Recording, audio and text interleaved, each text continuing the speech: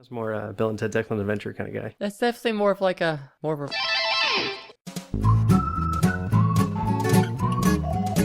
Hiya, Ashley. Hi Jay, how are you?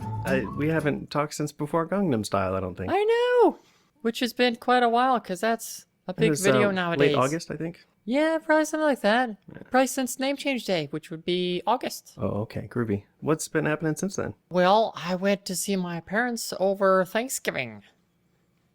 How'd that go? Well, was the turkey moist and delicious? The turkey was moist and delicious. Okay. Thank you for asking. Yeah, you bet. Yeah, they brined the turkey beforehand, and then my dad liked to do it on the grill. It was nice. Really? I know. A grilled turkey? Yeah, well, it's almost like a smoked turkey because it's a low heat for like 4 hours or something. So. Okay. Haven't tried that. Well, think of it like how you do brisket or something, sort of the low heat, long time thing. Okay, cool. Yeah. Okay. Yeah. So I had sent my parents a letter back in May asking them to call me Ashley because they hadn't been. In the months preceding my letter to them, I had noticed that they kind of organically started calling me Snooks more often, which is a childhood nickname I've had since I was a baby. And so in the letter, I mentioned that it's okay if you call me Snooks, although I would prefer Ashley, but Snooks is okay. So what my parents seems to have adopted is just calling me Snooks all the time. Since May. Yeah, since May, yeah. Which is an improvement, I guess, because it's not my birth name. But it's just weird that they've taken the effort to learn a new name, but it's not my name. It seems a little passive-aggressive. Kind of. Well, that and as you'll see from anecdotes in a little bit, they don't even want to say my name. I mean, they'll say things like, oh, that name, rather than saying Ashley. Okay. I know. Well, start from wherever you like. Okay, sure. So they picked me up from the airport on the Wednesday before Thanksgiving, and my brother was only getting in town the next day on Thanksgiving Day with his girlfriend, who I would actually be meeting for the first time. Oh. Her name's Margaret, and she's super nice. Yeah. So on the Wednesday, my flight was like at 3:30 or something, but the gist being that there wasn't a whole lot left in the day, shall we say. That by the time I got home, it was like 4 something or other, and then we had dinner and so on. But nonetheless, my parents still managed to call me the wrong name 8 times, and they used the wrong pronouns for me twice. Well, tell me what happened the very first time they called you the wrong name. Well, they said something like, birth name, would you like something to drink? And I said, please don't call me that. And yes, I would also like something to drink, please. And as I was saying that, my dad says, oh, yes, Snooks, would you like something to drink? So he would correct himself, but to Snooks. He's obviously switching words, but not to my name. Is it because there's nothing feminine about Snooks? Probably. Yeah. And it's probably, and I wouldn't be surprised if a part of it may also be that because he or my mom, whoever came up with it, gave me that nickname. Right. Rather than me having came up with it. Okay. One side effect I hadn't anticipated with Snooks is just that up until my letter, they had used it for me occasionally, but it was kind of a term of affection. Something where maybe if it was my birthday or something, my dad might say, hope you're having a great day, Snooks, and that kind of thing. But with them using it all the time, it's just like, it's as if your spouse addressed you as honey bun 100% of the time. It probably becomes a little weird. It is actually, in my experience, kind of weird when my wife uses my first name. It just doesn't happen all that often. Okay. It's rare. We use a lot of pet names, a lot of different pet names. So I know that she's actually trying to make an important point when she uses my first name in conversation. Oh, I see. Yeah. Kind of like when, I don't know if this happened with you, but it happens in a lot of families when your mother's mad at you, she'll include your middle name. Oh, right, sure, yeah. Yeah, my mom never happened to do that, but I would see that on TV all the time. Sure, okay. So, yeah. Although now, if my mom called me by my first and middle names, it would be awesome. Well, sure, yeah. Yeah. So, How did it feel when he switched to Snookbooks? Snooksbooks. Well, it felt like, here we go again. That it was, I could feel that it's as if they made some progress and then just kind of stopped there. Like they climbed partway up the mountain and just figured, this is fine. It's, as an interim kind of thing, it's fine. And indeed, those first few months and whatever, it was okay. But it's not so much a pit stop if you don't plan on driving anymore. Is Yeah. it? Yeah. But then you said it happened 7 more times on the first day. Yeah, and I think a lot of it was just that. Was it the same process every time? For the most part, but what I've come to realize is that some of the time my parents say I would be in the other room and just out of what they assumed would be earshot, and I could hear them saying something like, "Oh, so and so's luggage is over there," or whatever. Obviously, they had been referring to me by my birth name amongst themselves. That they weren't calling me Snooksbooks all the time. Sure. Merely all the time when they thought I was listening. Right. So it really wasn't... I mean, that kind of hurt, I guess, because it meant that they were just calling me my birth name, but substituting Snooksbooks when they thought it would make a difference. Humoring you. Yeah. But then you didn't bust into the room and say, "Ha ha! I have caught you," like it. No, I mean, usually there was a type of thing where they were maybe going off to check on the pie or whatever it is, and so that they would be back in a moment anyway. So I didn't really know how to deal with that. And also I wasn't sure that they would interpret it as accidental overhearing rather than, I don't know, eavesdropping or something. Okay. That seems secondary. Yeah. But I mean, as I'll go over on other days, it so happened that they ended up getting my name wrong fewer times. Which is to say, they would call me Snooksbooks more frequently, but I hesitate to say getting my name right because they never did call me Ashley. I mean, on the Wednesday then, they messed up my name a bunch, and after dinner and we went to bed, I checked my email and things, and I noticed that their Wi-Fi name is my birth name. And that hadn't been true previously? I think it may have been the case, perhaps since before my transition, but it still kind of hurts that they just were like, fuck it, we'll leave it. Okay. I don't want to play devil's advocate at all, but how often do you see a Wi-Fi signal name? Like, you connect to it once, and then if it keeps working, then you never have to see it again. Right, yeah. It's very odd.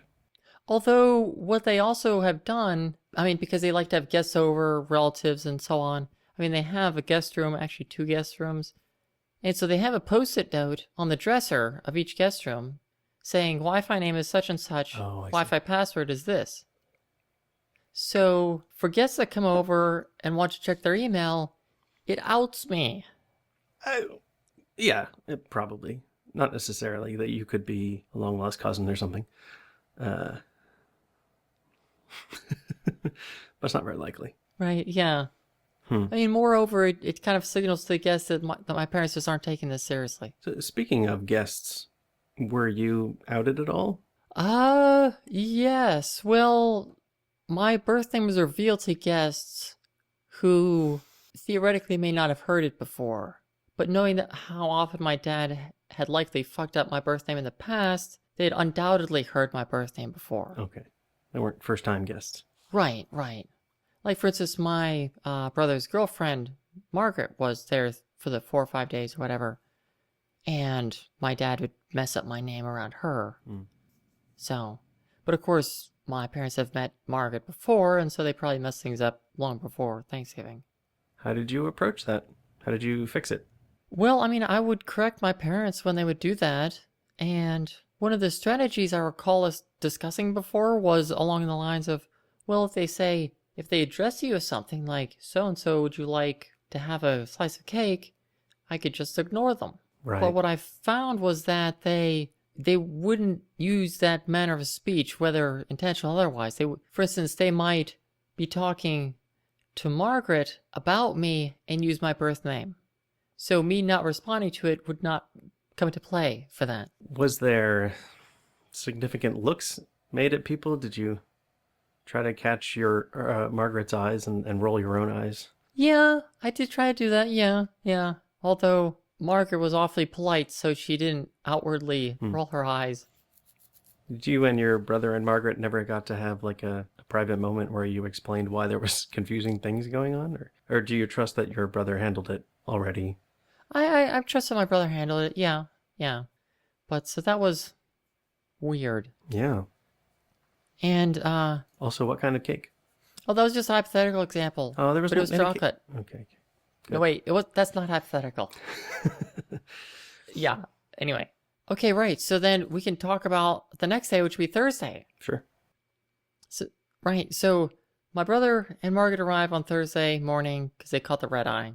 They went to take their stuff up to their guest room, and while they were kind of unpacking and stuff, I thought, I can chat with my mom and dad and just ask them or remind them about my pronouns. Okay. And this was just for my own benefit, this was the first visit in person since you had your name legally changed. Yes, that's Okay. true. That's true, right. Although that seemed to make no difference at all to them.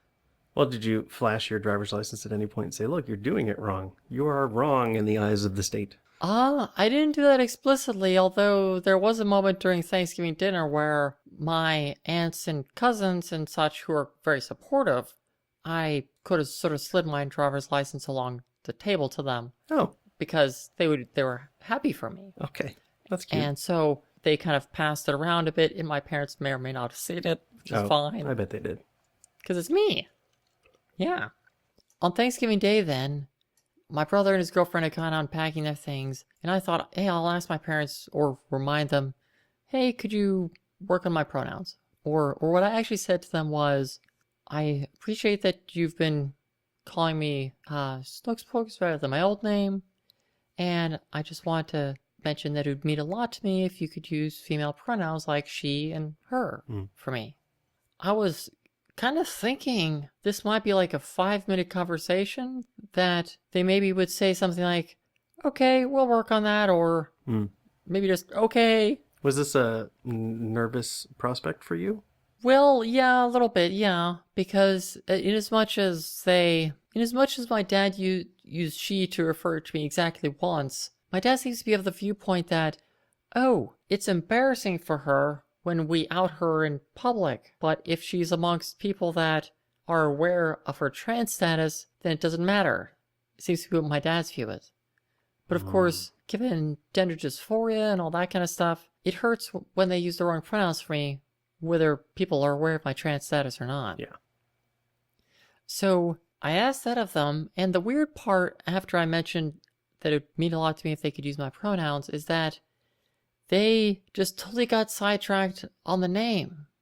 That among other things, my mom said, for example, well, you may be transgender, but birth name is the name we chose for you.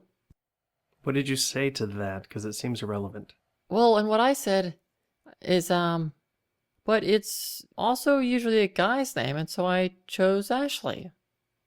Uh-huh. And my dad then said, it would have been a lot easier on everyone if you just could have kept birth name. I even know a girl down the street with that name. Right. As I've known a couple myself, but still irrelevant. Because if I recall, the reason for changing your name was also to enforce the idea that there was a transition happening. Yes, and also to offer a queue of people who were allies and who weren't. But the main reason that I changed my name is because even though my birth name could be for men or women, it's mostly for men and occasionally for women. Yeah, probably more than 80-20. Something like that, yeah, sure. So I figured that I wanted something that was more often feminine, like Ashley. But with my parents, they just seem to have this idea that, oh, if there are any women with my birth name, then I should have just kept that, and because of this huge burden I'm putting on them for stuff. Well, in their words, the huge burden you're putting on everyone. Right, yes, because of course they project their feelings onto... Is that what you think everyone. it is? Do you think that they have not had conversations with other people who feel the same way? Well, I know that, most of the guests and so on are very polite and probably won't approach them about such things. But my dad's sister, her name is Angie, she's been very, just totally supportive. And I know that she went to talk with my dad about this kind of stuff. And one of the things that she mentioned to my dad was that she said that my dad could consider the way that my grandfather, their dad, approached people of different backgrounds and of different traditions, that he was always very open to people of different faiths and of different ethnicities and so on, and that maybe that's something that my dad could kind of look onto in this light, which I thought was kind of a great thing to say.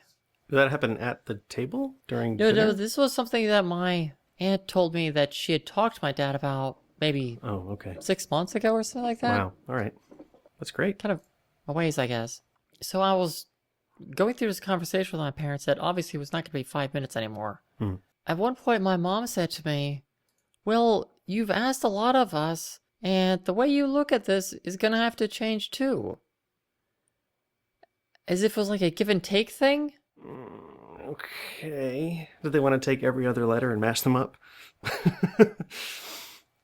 Well, I think what they're subtly saying is, well, even if other people call you by this name, you just have to get used to us calling you by your birth name.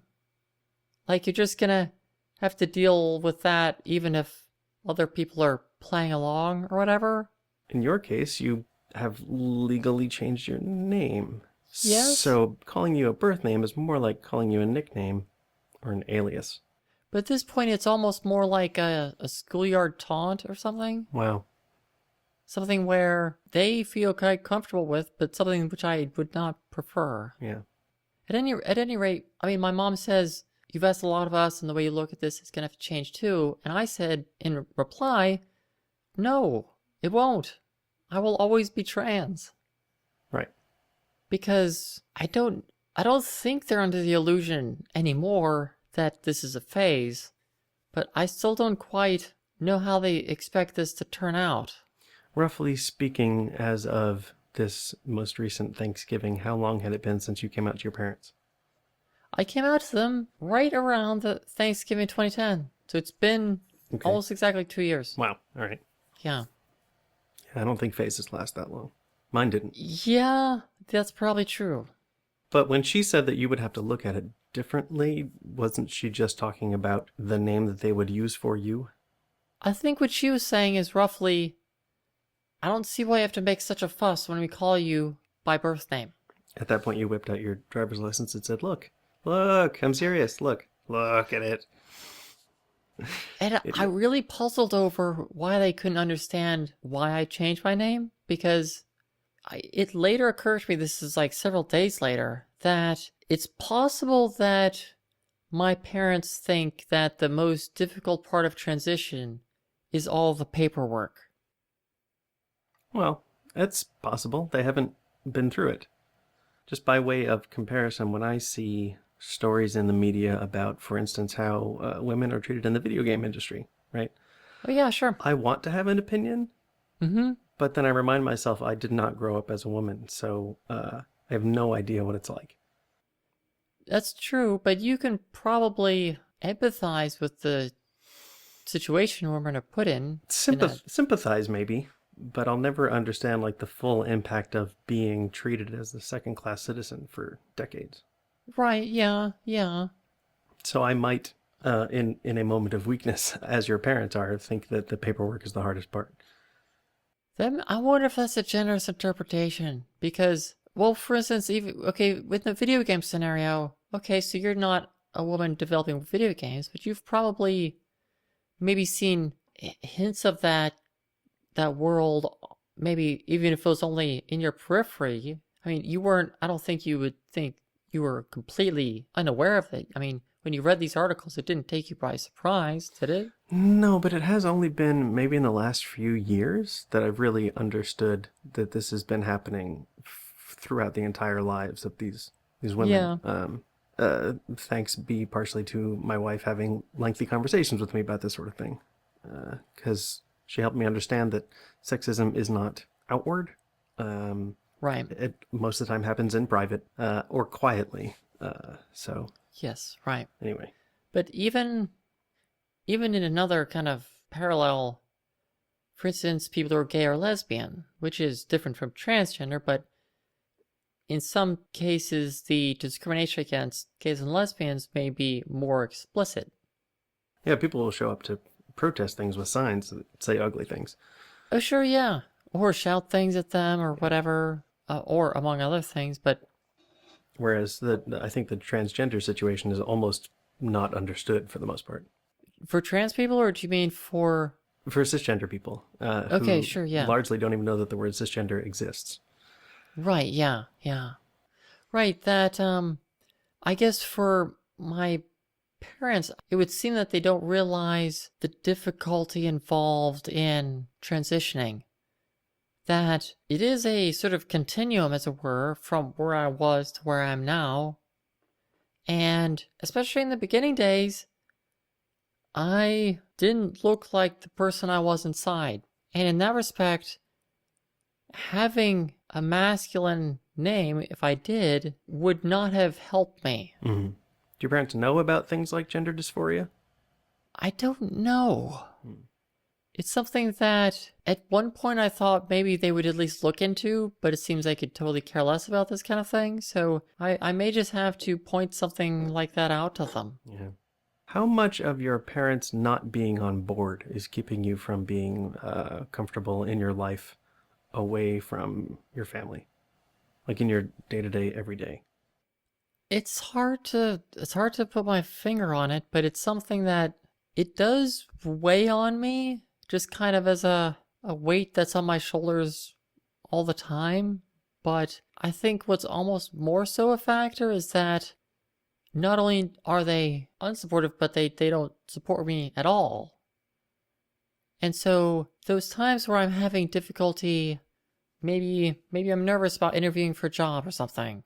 And if I could talk to them, if they could say, "Oh, we have faith in you, you're good at what you do," and so on, that would really go a long way. If they could support me through my tougher times, because parents who are supportive in other areas can really make a big difference. But I don't have that with my parents. Do you think that they think they don't support you at all? I think they think that they've made huge sacrifices. Specifically what? Like calling me Snookspooks instead of my birth name. Mm-hmm. Do you think that they're comfortable around your new body shape and clothing and makeup and hair? Well, so that's the weird part, is that I don't think they're stoked about it, but so after this particular conversation with my parents about the pronoun stuff, the guests were coming in over around 4 o'clock for Thanksgiving for the meal. And so I went upstairs to change into some nicer clothes, in part because I was doing some baking earlier. I didn't want to get flour over stuff. Okay. Yeah. So I had a herringbone skirt and sort of a maroon colored cami and a black cardigan. Put that on and came downstairs. And my mom just casually remarked, "Oh, that's a nice skirt." Okay.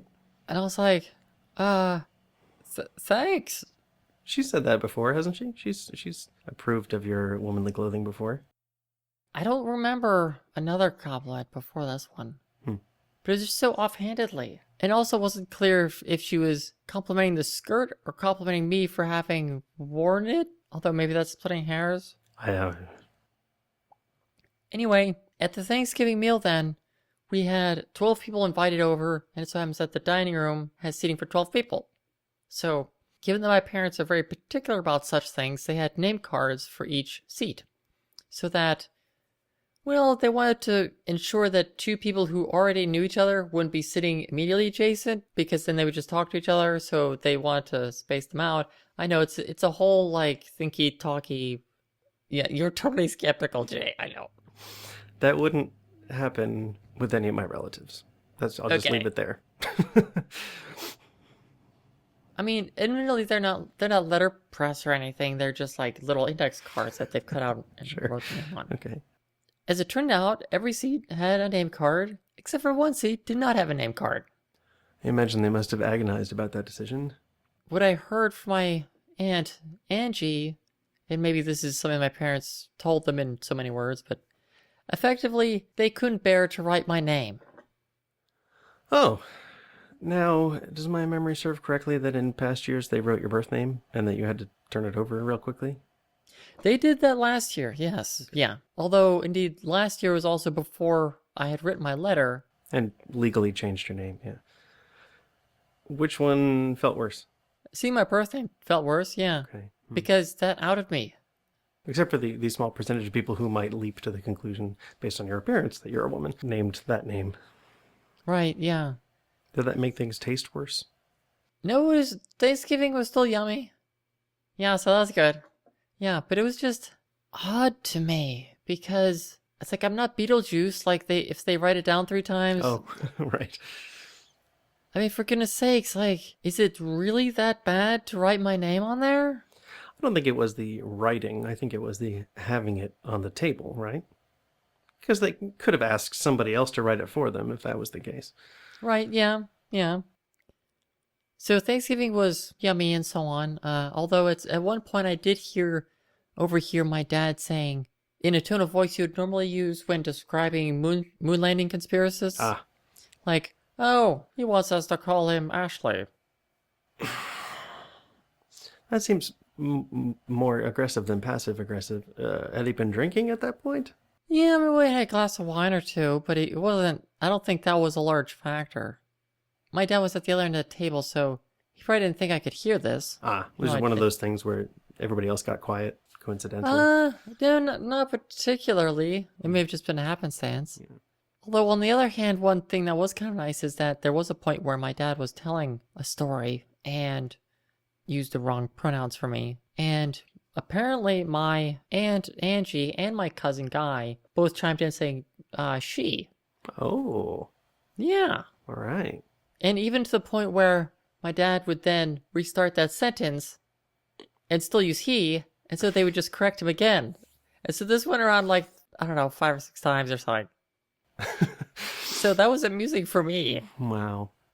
For what it's worth, I have a different friend who I don't think you've ever met. Nope. From college, who was posting on Facebook about how Wachowski changed her name to Lana Wachowski. I used both pronunciations of the last name there because I'm not sure which one's correct. And my friend asked, like, isn't it weird if we're telling a story about making the Matrix to use the name Lana and female pronouns? And I said, well, not necessarily. A lot of people feel like they've been female the whole time and blah, blah, blah. Yay! So there, you've done some good in the world indirectly. You're a good ally, Jay. Yeah. You get it. I get it. I get at least that much. Yeah, totally. Yeah. I mean, the other angle, as far as the Wachowski thing, is just that, I mean, not only is the possibility that she felt she's been trans all along, but also that it would out her to use her birth name, even though in her case, she's kind of famous-ish, so that's sort of theoretical. But all right, so on the next day, over dinner, this was with my parents and my brother and his girlfriend, Margaret. We happened to have a salad that had avocado in it. Okay. And my brother was like, oh, avocado. And so Margaret chimes in to say something like, yeah, I was surprised to learn that Adrian doesn't like avocado.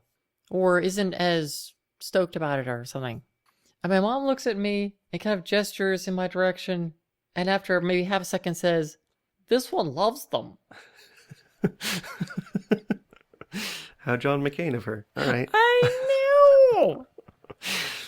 Wow. I mean, I could see the gears turning in her head because as if she turned and wanted to address me, but then was thinking, uh-oh, I'll get the water pistol if I use the wrong pronoun, so I'll just... Yeah. Water pistol, that's cute. It was bittersweet when my mom did that. Mostly bitter. Yeah. Because it showed that, well, she didn't use the wrong pronouns for me, but at the same time, it was as if she was merely trying to avoid my scorn rather than trying to do the right thing. Sure. Anyhow, later in the conversation, my dad was talking about colleges and the choice of colleges and so on. And he was talking to Margaret about how I went about choosing the college that I went to. Okay. So at one point, my dad mentioned to Margaret, oh, well, it was sort of coming down to Carnegie Mellon and Virginia Tech and a couple other schools, and he decided to go to Virginia Tech. Mm-hmm. And I interjected and I said, oh, I would prefer female pronouns. And my dad said, but you were he at the time? This is like the thing from earlier, but I said, no, I feel that I've always been transgender. Of course, that's the kind of thing that needs more discussion, really, to get him to understand it, but I couldn't have a sidebar right in the middle of dinner to, yeah. Is saying I feel I've been transgender the whole time different than saying I feel I've been a woman the whole time? Or female the whole time? I mean, in my case, they're pretty much synonymous, I Okay. think. Interesting. I think the reason I phrase it that way by saying that I feel that I've always been transgender is because I didn't want them to get too hung up on what it means to be male or female and stuff, because they're already kind of like kind of goofy on that stuff. Okay. Yeah, I'm mostly just stuck with that part, and in fact, I'm thinking I might send them an email at some point, just kind of ask him about the pronouns I would prefer and that kind of thing. So at any rate, this was as a whole, it was kind of a frustrating Thanksgiving because my parents they'd call me Snookspox. There may have been once or even twice where my dad would say my birth name and then self-correct himself to say, oh, Snookspox. Huh. But Snookspox to me was, I had meant that to be a crutch for them as something they could lean on. Yeah. And then move into Ashley. But if they're just going to use it all the time, that's still not my name. Right. So I'm really wondering what I can do to further impress upon them that I'm really serious about this. Well, I was only half joking when I said to bring a stack of photocopies of your driver's license. That's pretty cheap and showy and dramatic. But, like, they've got a huge mental block there, and I just try things Yeah. until something works. I mean, I had a conversation with my brother at one point where it was my brother and me and my cousin Guy, and I was talking to Guy and saying, basically my parents could give a shit about what name they call me. Yeah. And my brother kind of interjected to say, no, actually they do give a shit. They give a shit about calling you by your birth name. Right. Yeah. So it's not just that they're unaware or that they're being ignorant. They're actively being intolerant about this. I find it odd about where they're drawing the line, because if they're not complaining about your hormones, for example, and your makeup and your hair and your clothes, why they would be so insistent on using the wrong pronouns and name. I think some of it is that they feel that maybe that's something that's in their control. And also that my birth name was named after my mom's dad and my birth middle name was named after my dad's dad. So there's like that familial tradition thing. Have they tried, while you're under their roof, so to speak, asking you to go change into something more manly? Nope, they haven't done that. Okay. I mean, another weird part from that conversation that was meant to be 5 minutes, but ended up being like 20 minutes, was at one point where after my dad had said to the effect that, well, there are girls named by your birth name, and you could have just kept that. And so I asked my dad at one point, if I had been given the name of Bruce or some very gendered name, Yeah. and if I was transgender and wanted to go by, say, Sally or Sarah or whatever, would you have continued to call me Bruce? And my dad says, oh, that's a hypothetical. Yeah. So it's almost as if they're using the theoretical gender flexibility of my birth name as an excuse. That I wonder that maybe even if I had been named Bruce or George or some very gendered name, perhaps they would have just called me that even in that scenario. I feel like that's probably the case. And I would say that their insistence on calling you birth name would be like a very strong family tradition ego thing. This is the name we gave this person. But when you add in the pronoun mistakes as well, I think there's more going on. Yeah. I've been thinking to myself, well, what can I do to further impress upon them the urgency of things or whatever? Because it's not like I'm asking for chocolate ice cream and they gave me vanilla or vice versa. This is not a minor thing like that. It really hurts when they call me by my birth name and when they use the wrong pronouns. And it sounds like they know that. They're just dead set on the idea that you might change your mind about whether it hurts. I don't know if they know how much it hurts. Well, it sounds like you've said it. I'm sure it's in your face when you say 8 times in a day. I would prefer you call me Ashley. It might be. I guess I think that their cissexism or their cisgender privilege is just so overbearing that they're blinded to the discomfort that it brings me when they do that. So I've been thinking about things I can do to try to impress that upon them. And one of the things, I mean, as a last resort would be something like just cutting things off with them, like the nuclear option, which I would not want to do. Right. But I was thinking, well, is there a middle ground there? Like, for instance, my parents usually come visit me over a weekend each summer. And supposing I told them that something like, even though I will continue to visit you, if you would like to come visit me, you can do so when you call me Ashley. Mm-hmm. Which is the same as my mother and I had an arrangement where when I was a passenger in her car, she could listen to her music when she was being driven around by me. It was rock and roll all day long. Right, yeah. Although, I mean, along those lines, I wouldn't want them to think that I was just doing this because, like, oh, I'm the host or whatever, because I don't want them to pull the card of, oh, well, when you're in our house, then we'll mess up your name all we want. Well, okay, yeah, that's already happening. Yeah, that sort of thing, yeah. So I'm really thinking about that and I don't know if it'd be over the phone or a letter or something, but... Would you allow for the possibility of Snooks books in that scenario? Because I would love to see them, just from a science point of view, I'd love to see them visit you and not use any names or pronouns at all and just say, hey you. Or that one. Or come over here, not my husband. Yeah. It's possible. It would be really awkward, but it's possible. Yeah. So anyway, I don't know for sure if that's something I would go for, but it's on my mind. Okay. Well, we've got some time left if you want to teach me something ladylike. Yeah, sure. Okay. Are there 2 jobbies? Yeah, 2 jobbies. Yay. Okay, wait. Yeah, it's 2. Okay. Yeah. Okay, so first jobby, you probably remember this guy. This is the L'Oreal Magic Perfecting Base Sure. primer. Yeah, we talked about this on... The shape looks familiar. Yeah, a couple shows ago. Yep. Meow. What I mentioned in one of the earlier shows is that, although I preferred Smashbox Photo Finish as a primer, that this one was, as a drugstore brand, was still pretty good and is a slight bit cheaper. And so heck, you could kind of go for this one as a possibility if you didn't have the funds for the Smashbox Photo Finish. Mm-hmm. But oddly enough, they seem to have rejiggered the formula slightly. Oh. Whereas before, it was more of a creamy texture. It's now almost like a solid foam, if that makes any sense. Okay. Like cotton candy or... Like, have you ever had those goofy yogurts where they're like whipped, where they put air into them? Let's say yes.